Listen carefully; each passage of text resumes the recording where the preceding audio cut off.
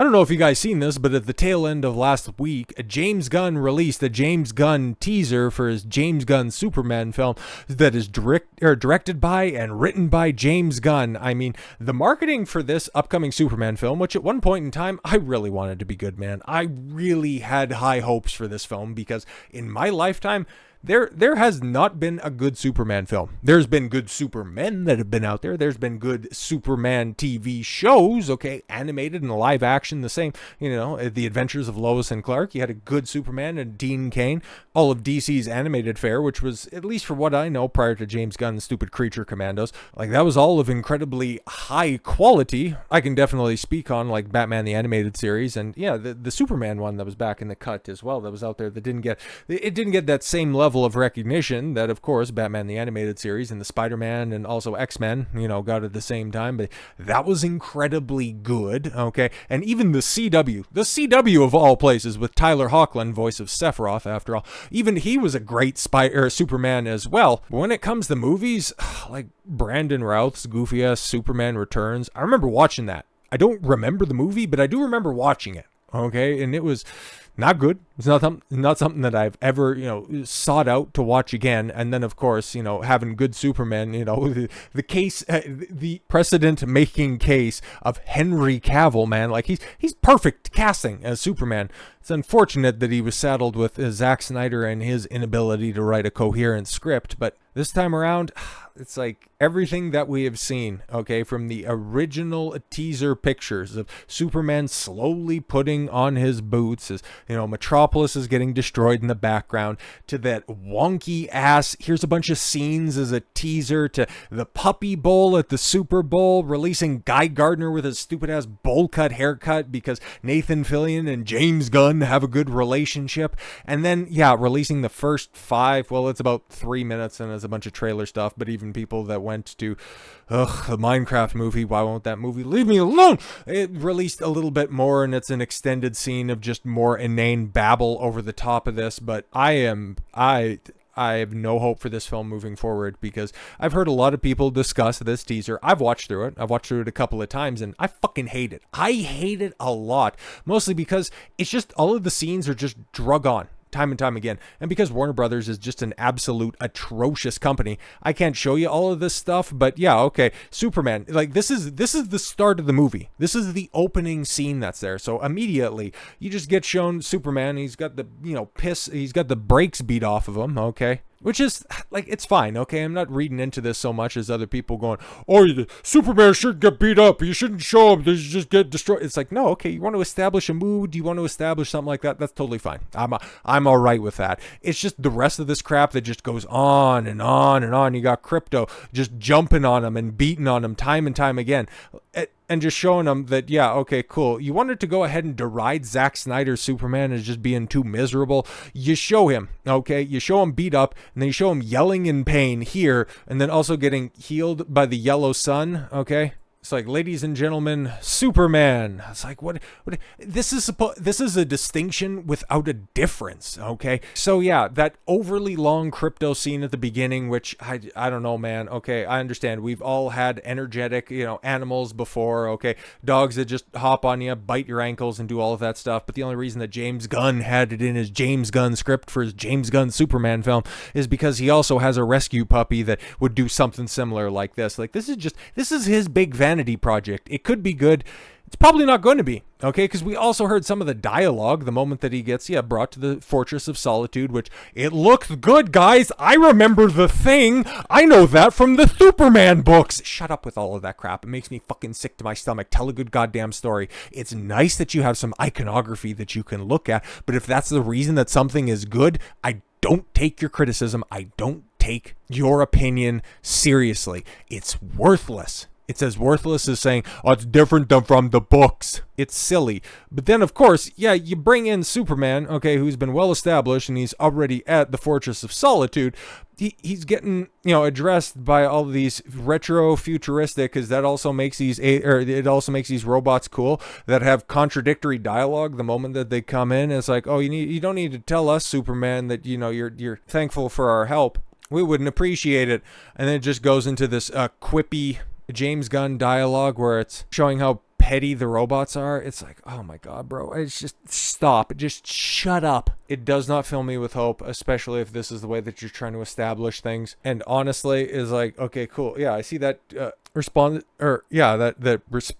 tweet right there. Not gonna lie, fix the scene with the sunlight hitting him and causing him pain, and that's not how it's supposed to work. Yeah, it's supposed to hurt Superman. I'm just like, yeah, okay, cool. Even if it does hurt him, which, you know, Superman's supposed to be powered by the yellow sun. He gets all of his powers because of that. Okay, whatever. You know that, I know that, we all know that. But just having him look so pathetic at the beginning. And yes, James has said, oh, this is supposed to be an allegory for the country and how it's all beat up right now. But that's really what you're going to do in order to establish the Man of Steel, the quintessential superhero. And that's why people who are looking at this are just going, yeah, the latest test screening reaction to Superman compares the film to Grant Morrison's All-Star series and hints at Bizarro, yes, but also claims that there is no real central plot because, oh yeah, people have finally started to see this film, and to say that they are underwhelmed and to say that they are confused, that is apparently leading to reshoots happening right now. We're a couple of months away from this film releasing, and it's going back for reshoots. It's not a good sign. A new batch of reactions to Superman are in, or in the newest test screenings, and if they are to be believed, they confirm it also hints at further at things that have been signs of all along. It's a clunky sentence. Based on set photos and images, director James Gunn, creative James Gunn, head of the DCU, James Gunn, has shared, we can guess his inspirations and who some of the supporting villains might be. A noted source received wind of intel from the reported screening, someone who've cited before, and other outlets frequently have as well.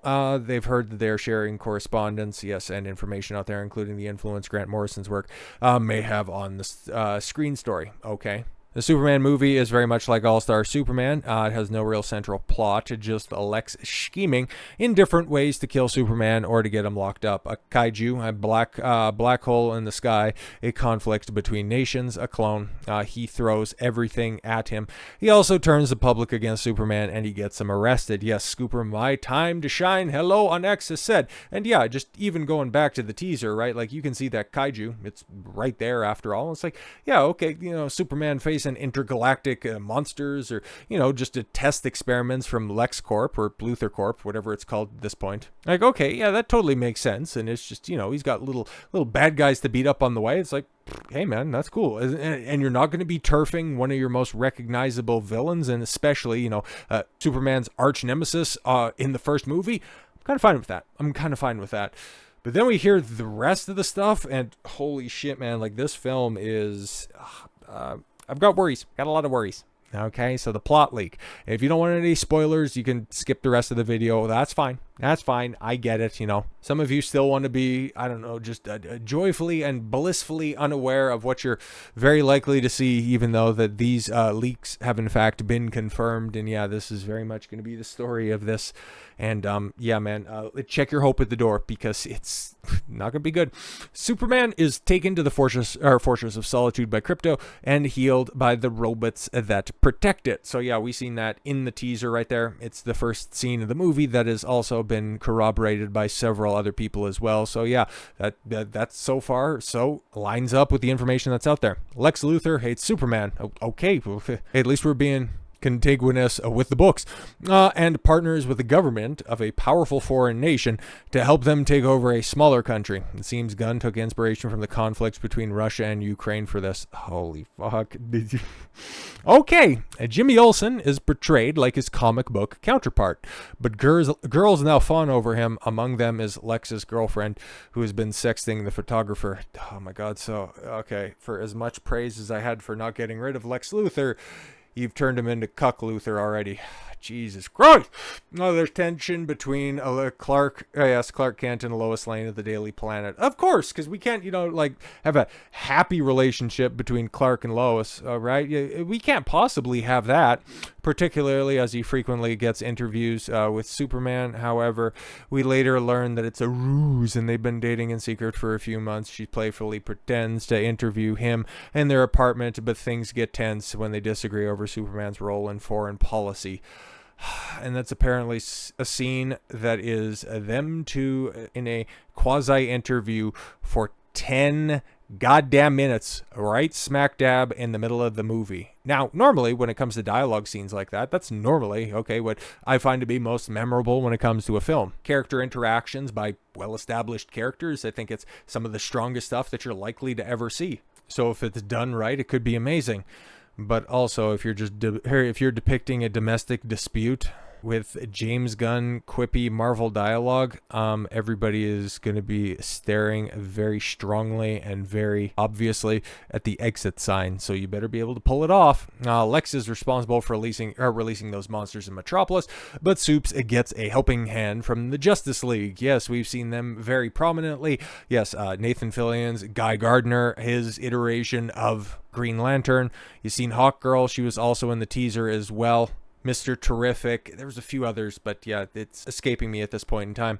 Lex creates a clone of Superman. So, Bizarro? Ultraman? Is that who we're dealing with? Or is it just simply going to be, Lex Luthor can clone Superman, so why is he sending just the regular monsters out there and not an entire fleet of Supermen? And he uses it to enter the Fortress of Solitude, where he finds a corrupted message from Jor-El meant for his son. It appears he sent Kal-El to Earth to conquer the planet. It's unclear whether this is taken out of context, and the villain wastes no time in broadcasting it to the world, making the Superman or Man of Steel an outcast.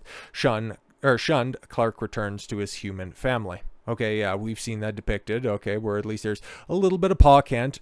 Have we seen Ma Kent yet? I'm not entirely sure. But yeah, okay, so Lex Luthor, who really hates Superman, is going to use deep fakes in order to have the public turn against him. Whatever, man. Later in the movie, Lex sends Superman and Krypto into a pocket dimension. So how does this motherfucker lose anything if he can send Superman and Krypto into a pocket dimension and then also make clones of Superman? How does he lose anything? Anyways, where he traps the people he hates, including his ex-girlfriends. Oh, so he's also petty. Oh, cool. I'm so glad we're going to have an imposing Lex Luthor this time around. Jimmy's communications. He spots the clues in a provocative photos that he's been sent with the villain's current bow. Yes, helps the Justice League find and rescue the Kryptonian. So, holy shit. Okay, so the only reason that Superman escapes the, quasi-phantom zone is because Jimmy has been sexting Lex Luthor's girlfriend, who is just so willy-nilly with his plans that he just leaves them out there and is just flippant with information to his girlfriend. That's holy shit, man. Just a tenuous, a terrible, what a shitty plot point. That is, oh my god, that is contrived as all hell. But who knows? Who knows? This could be taken out of context, but whatever, man. Superman earns the people's trust back by saving lives and battling an invading army, so he's going to do Superman stuff. That's good. I would hope they would do that in a Superman movie. The action is praised, and it sounds like Luthor either escapes or is imprisoned. Superman returns to the Fortress of Solitude, where a drunk sorority version of Supergirl, why? Appears to reclaim Krypto after asking her cousin to watch him for the week. Yay, fantastic. So we're going to have Millie Alcock try to live up to her surname. It's good casting for Supergirl, but yeah, if it's just going to be modern day super whore, no thanks. Superman, sits back and asks the Fortress to show him his family. However, this time, in place of Jor-El, it's Ma and Pa Kent. Well, at least, that sounds nice. It sounds like a good note to end this otherwise abominable movie on. Like, at least this version of Superman embraces his humanity and the fact that he is an all-American kid in every way that it matters. It's just the way that you get there. It just, I don't know, man. Like, these plot leaks, I really wanted this movie to be good, man. Honestly, I've talked about it a lot over the past year and change since it's come to fruition. I've had my reservations. I've never been a big James Gunn guy, but I thought, hey, if he has license to do whatever he wants, potentially this could be something great. But I'm really going to have to be convinced this is going to be good. But at this point in time, it's just another nail in the modern media coffin that at this point in time, it cannot be buried fast enough. Really can't wait to see what Warner Brothers does to Carl Urban's Johnny Cage in Mortal Kombat 2. That's going to be so great. So with all that said, thank you all very much for the gift of your time. I've been Don Consuelo. I want you to follow your gut and get after it. Take care, everyone.